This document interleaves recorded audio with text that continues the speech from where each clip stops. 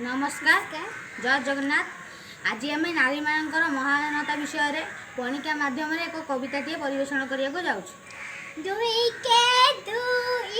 कने भृण हत्या कर नाही, दुई दुने चारि, अबला नुहै नारी, दुई तिरि छ, अलड़ा नुहे झिया, दुई चो आठे, झिया को पढ़ाओ पाठ, दुई पंचे 10, मातृगर्भे करनी ताकू नाश, दुई सो 12, बाल्य विवाह बंद कर, दुई सता 14, यौतुक प्रथा एवं निषेध, दुई अस्न 16, कन्या नुहई दुर्बल, दुई नुआ 18, झिया सपन कर साकार, दुई 10 कोड़िए, नारी को सम्मान कर हे।